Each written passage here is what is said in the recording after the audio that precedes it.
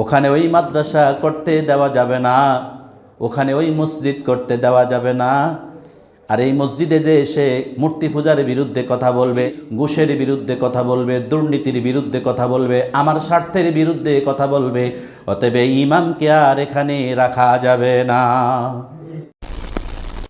মূর্তি পূজা শুরু হয়েছিল হযরতে নূহ আলাইহিস সালামের কওমের কিছু লোক থেকে। আপনারা হয়তো জানেন যে ইব্রাহিম আলাইহিস সালাম না, ইব্রাহিম আলাইহিস সালামের শুরু থেকে তারা মূর্তি পূজা করে নাই। মূর্তি পূজা শুরু হয়েছে হযরতে নূহ আলাইহিস সালামের কওমের কিছু লোক থেকে শুরু হয়েছে। এর আগে মূর্তি পূজা ছিল নূহ আলাইহিস সালাম থেকে হযরত আদম আলাইহিস সালামের, এর মাঝে কোনো মূর্তি পূজা ছিল না, কোনো সূর্য পূজা চন্দ্র পূজা ছিল না। নূহ আলাইহিস সালামের কওমের থেকেই বলে, তাহলে নূহ আলাইহিস সালাম তাদেরকে ফেরানোর জন্যই দিনের দাওয়াতি কথাগুলো বলতো।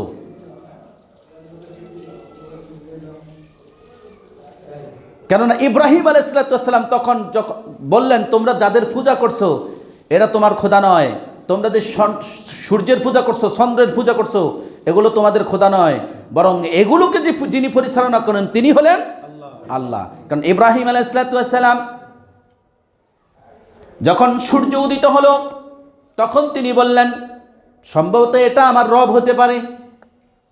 কিন্তু সূর্য যখন অস্ত গেল তখন বললেন যে না, যেটা উদিত হয় আবার অস্ত যায়, এটা আমার রব হতে পারে না। আবার রাতের অন্ধকারে যখন চাঁদ উদিত হলো তখন সে বলল, সম্ভবত এখন এটা আরও স্নিগ্ধ আলো নিয়ে আসছে, এটা আমার রব হতে পারে। যখন দিনের আলোতে চাঁদের আলো দেখা গেল না তখন সে বলল, না, এটা আমার রব হতে পারে না। অতএব এই সূর্যকে যে উদিত করলো আবার অস্ত দিল, যে চন্দ্রকে উদিত করলো আবার দিনের আলোতে তাকে নিভিয়ে দিল, এর পিছনে যিনি রয়েছেন তিনি হলেন আমার রব। আর ইব্রাহিম আলাইহিস সালাম তখন কি বললেন, নিশ্চয় আমি ওয়াজ্জাহতু, আমার মুখমণ্ডল, আমার চেহারা, ওয়াজহিয়া লিল্লাহি, ইন্নী ওয়াজ্জাহতু ওয়াজহিয়া লিল্লাযী, আমি সেই আমার রবের দিকে, লিল্লাযী বলতে এখানে আল্লাহকে বোঝানো হয়েছে, যিনিকে আমি আল্লাহর দিকে আমার মুখমণ্ডল ফিরাইলাম। ফাতারাস সামাওয়াতি ওয়াল আরদা হানিফাও ওয়া মা আনা মিনাল মুশরিকিন। হানিফ এখানে মুসলিম, অর্থাৎ হানিফ শব্দটা হলো একেবারে নিষ্কলুষ, এবং মুসলিম যে উপাধি দেয় তার সে নিজেকে হানিফ বলে সাব্যস্ত করে, এবং তিনি সর্বশেষ বলেন ওয়া মা আনা মিনাল মুশরিকিন। বুঝতে পারছেন, আমি মুশরিকদের অন্তর্ভুক্ত নই। তাহলে মুশরিক কারা?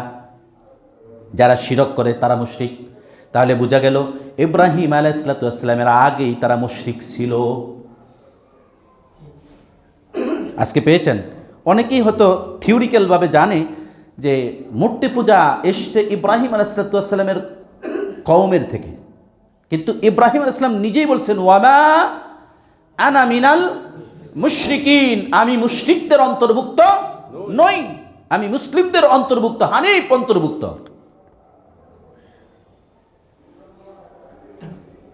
ফাতারাস সামাওয়াতি ওয়াল আরদ, যিনি আসমান এবং এই জমিনের পরিচালনা করেন, এই আসমান এবং জমিনের অধিপতি মালিক, আমি তার দিকে মুখমণ্ডল ফিরাইলাম।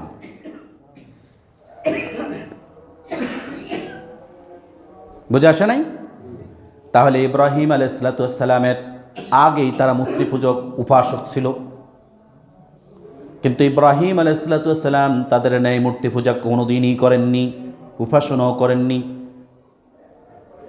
এই জন্যই হযরত ইব্রাহিম আলাইহিস সালাম যখন তাদের এইগুলো অন্যায়গুলো মানেন নাই,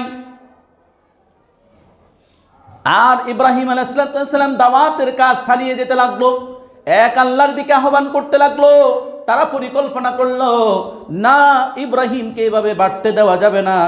যদি ইব্রাহিম এভাবে বাড়তে থাকে একটা সময় আমাদেরকে আমাদের রব থেকে মুখ ফিরিয়ে নিতে হবে। অতএব সিদ্ধান্ত করলো, তারা বৈঠক বসলো, এখনো বৈঠক বসে, এখনো বৈঠক বসে। কোরআনের ওই মজলিসটা করতে দেওয়া যাবে না। হ্যাঁ, ওখানে ওই মাদ্রাসা করতে দেওয়া যাবে না, ওখানে ওই মসজিদ করতে দেওয়া যাবে না। আর এই মসজিদে যে এসে মূর্তি পূজার বিরুদ্ধে কথা বলবে, শিরকের বিরুদ্ধে কথা বলবে, বেদাতের বিরুদ্ধে কথা বলবে, ঘুষের বিরুদ্ধে কথা বলবে, দুর্নীতির বিরুদ্ধে কথা বলবে, আমার স্বার্থের বিরুদ্ধে কথা বলবে, অতএব এই ইমামকে আর এখানে রাখা যাবে না। ভুল বলছি?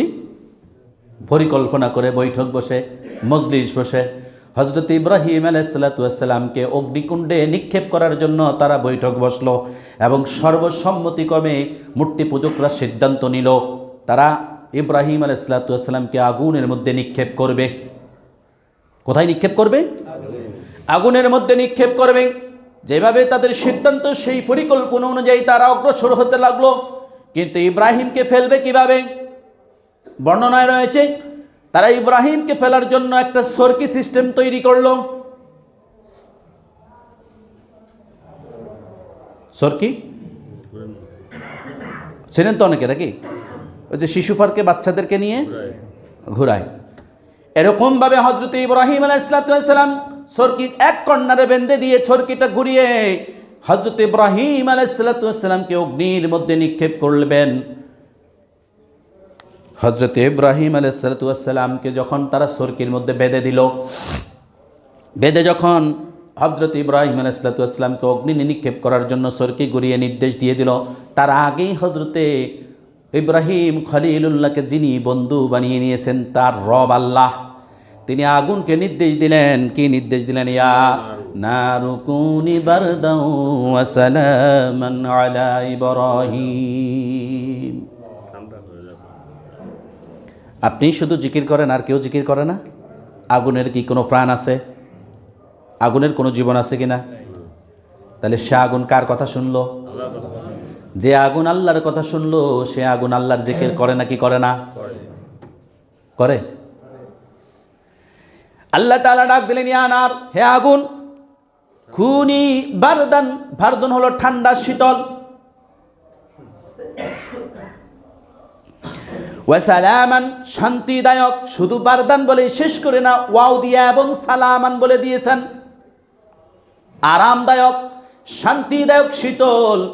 এত শীতল নয় যা আগুনের সে ইব্রাহিমের আরো বেশি কষ্ট হতে পারে। সালাম শব্দটি কে বলছেন? কাকে বলছেন? আগুনকে। কে বলেছেন? আল্লাহ সুবহানাহু ওয়া তাআলা। ইয়া নারু কুনি, কুনি তো নিজের দিকে নিসবত করে, আমার বন্ধু ইব্রাহিম, কুনি আমার বন্ধু ইব্রাহিমের উপর। ইয়া নার, হে আগুন, কুনি বারদাও ওয়া সালামান আলা ইব্রাহিম, হে আগুন, আমার বন্ধু ইব্রাহিমের উপর তুমি শান্তিদায়ক, শীতল হয়ে যাও। যার ফলে আগুন ইব্রাহিমের একটি ফসমও স্পর্শ করতে পারে নাই। আয়াতটি রয়েছে সূরাতুল আম্বিয়া 69 নম্বর আয়াতের মধ্যে। সূরাতুল আম্বিয়া, নবীদের বহুবচন আম্বিয়া, নামটাও সূরার নাম আম্বিয়া, ঘটনাও কিন্তু নবীদের ঘটনাই।